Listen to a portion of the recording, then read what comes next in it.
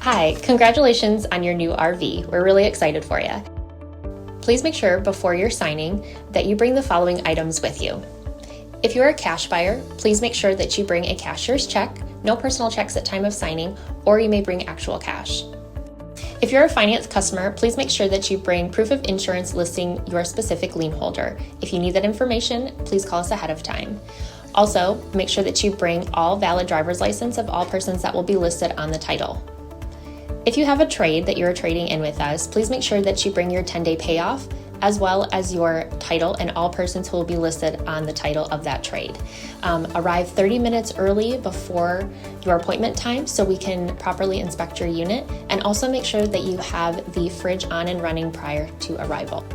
If you have any questions, please feel free to give us a call at 810-686-0710. Thanks so much. Have a great day.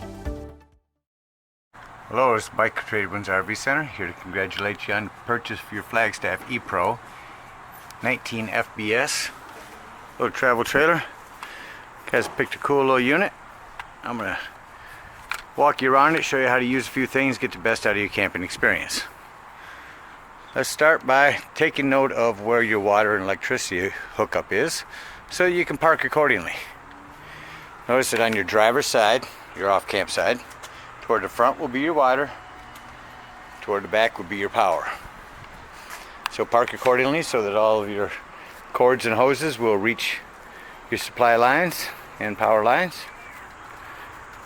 After you've unhooked the hitch, which our hitch man will go through with you, first thing you want to do is level our unit.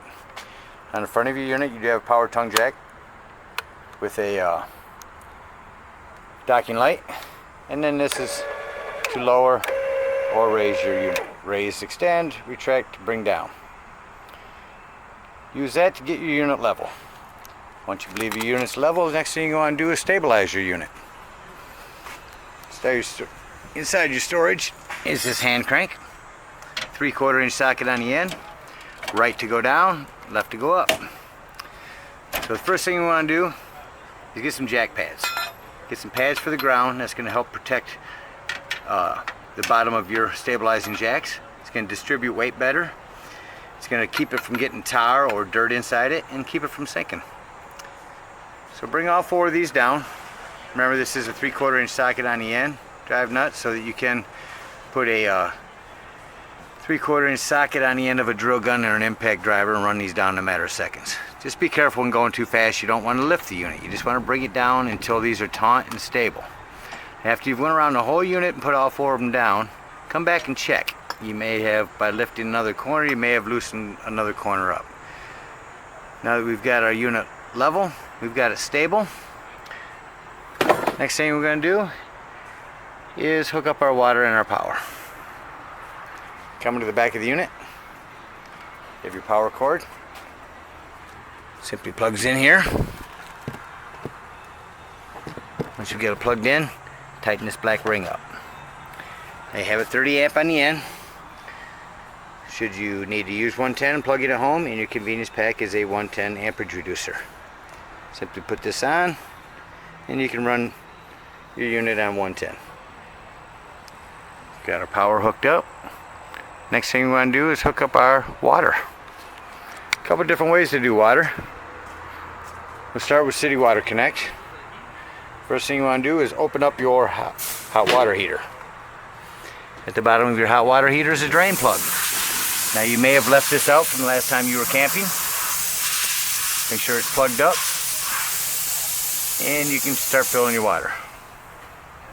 First thing you want to do is hook up your water pressure regulator. This water pressure regulator is going to reduce the water pressure to 40 to 50 psi, protecting lines inside your trailer. You don't know what the park has their water pressure set at, so always use this water pressure regulator. Once that's on, your plug is closed in your hot water heater, you can turn on your City Water Connect. After City Water Connect's been on for a little while, simply pull on this pressure release valve. So release air and then water. Once the water starts coming out, you know that your tank is full and can be lit from inside. Come to the bottom, your electric element, turn that on. Don't turn it on until your tank is full. Now should you be going somewhere where they don't have city water, right above your city water is potable water.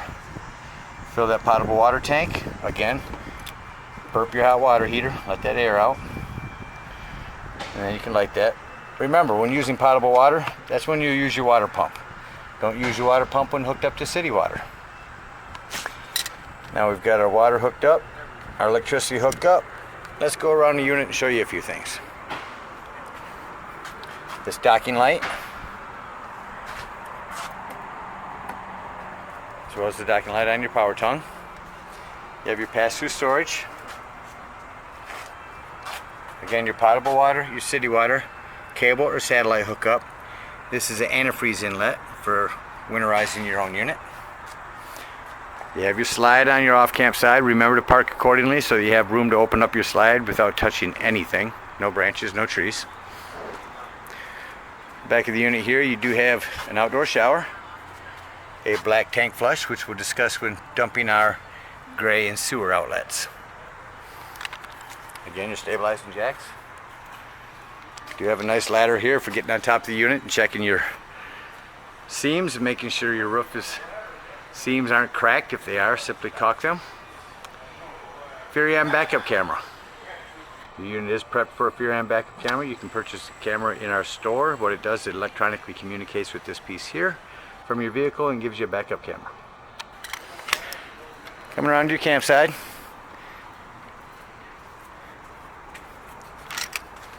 You have a 110 out here.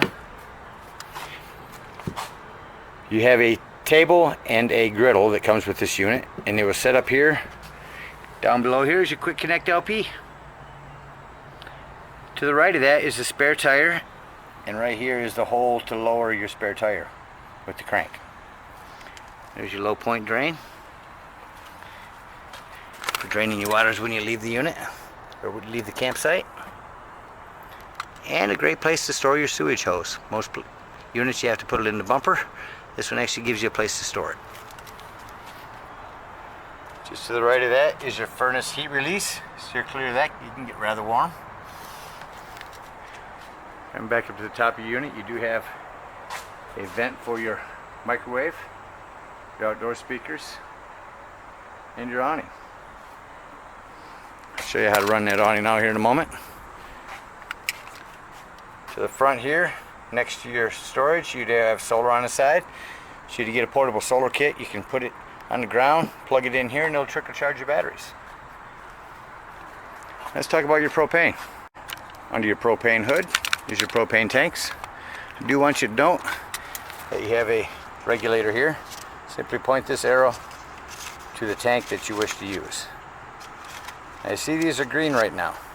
These will turn red when your tank is empty, and that's when you switch it over. So just keep an eye on these.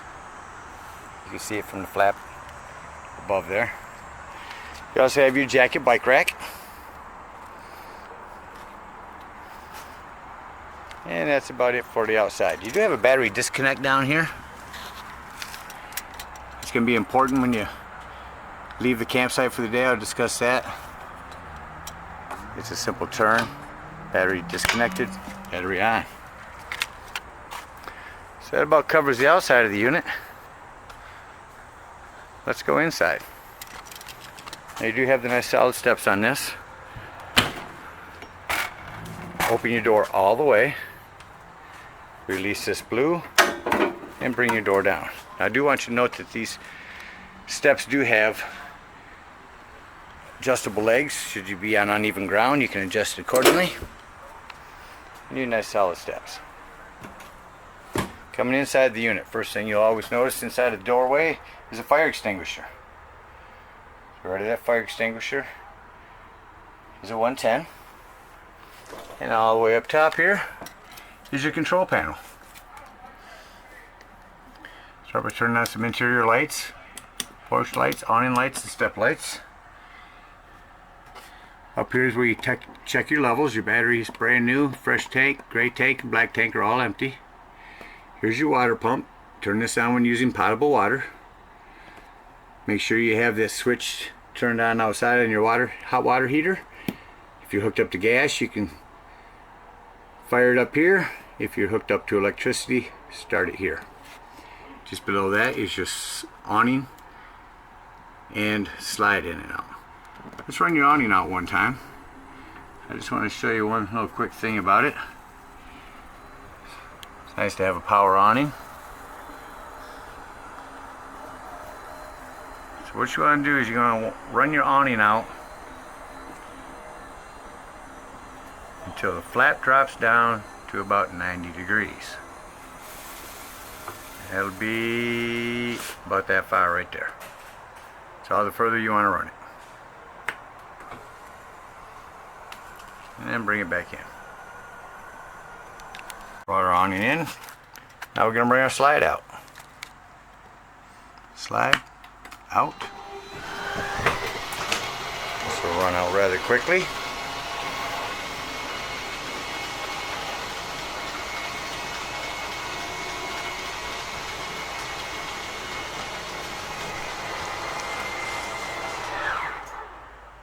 And your slides out.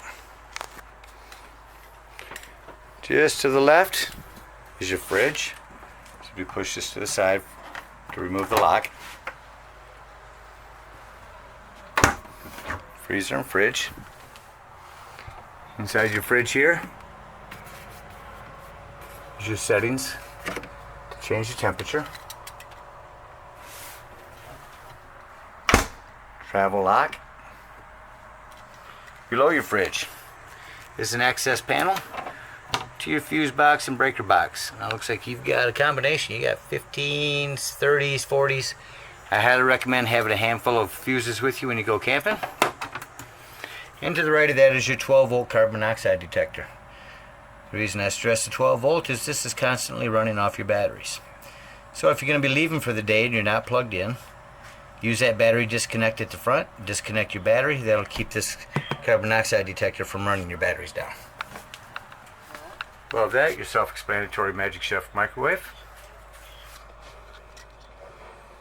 Coming into the living room area, we have our thermostat. That'll run your heat and air to set a temperature desired. This will read your solar panels, ones that you have up on the roof. You have a 110 here. You have the table that stores back behind your sofa. Of course, your cup holders. Of course, your sofa will jackknife down into a bed.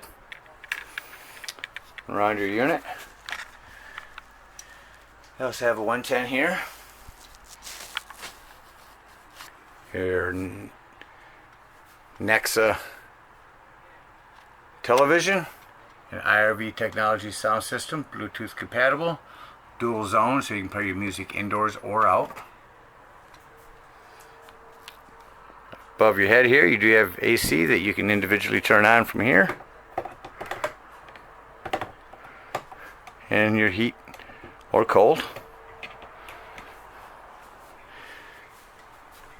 Let's talk about behind your television. This is on a big slide mount. You can do several things with it. This does have a DVD player in it, a SIM card reader, USB port. Behind your television is a Wi-Fi ranger. All the information for that. Turn your Wi-Fi ranger on. If you're back at the park, it'll be like you're sitting right up next to their Wi-Fi. USB ports, satellite connection, another 110. This is a 12 volt TV. When you arrive at the park, before you scan for your channels, press in this digital channel booster if that green light's on, then run for your scan on your television for channels. You'll pick up 20 to 30 channels in most areas. Coming over to your stove here, you do have a light and fan above that. This glass makes an excellent backsplash. Simply turn it to light, hit your igniter, and you've got gas. In this case, you have fire. Your oven under there.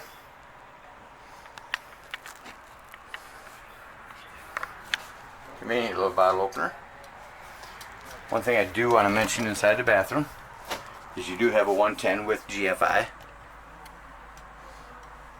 And another thing to mention is this is like your home. So maintain things. Keep an eye on all these connections behind your toilet. Keep an eye on shower connections. Sink connections. Anywhere water could get loose, just keep an eye on it. Make sure everything's taut. You do have a huge skylight here and a vent that will hand crank open and turn on from here. On or off.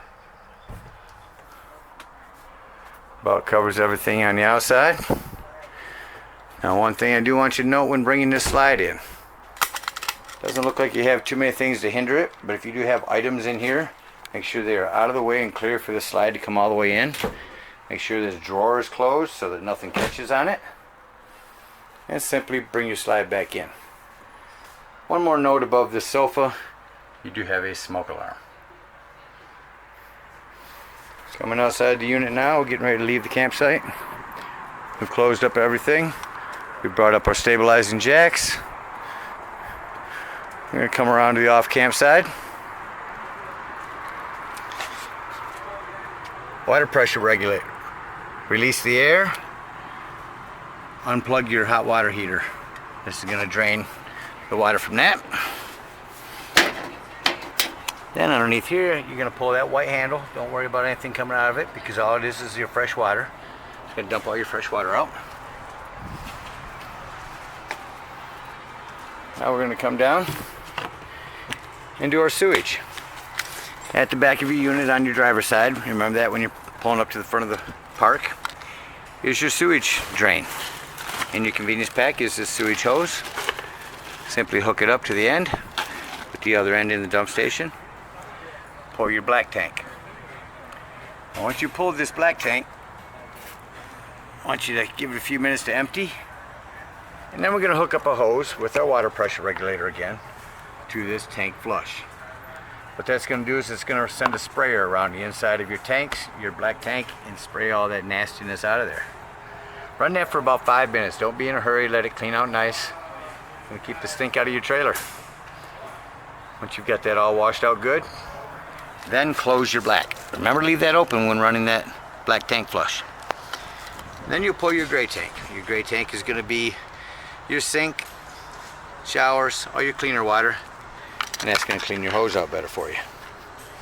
Again, your unit does come with a sewage tank holder.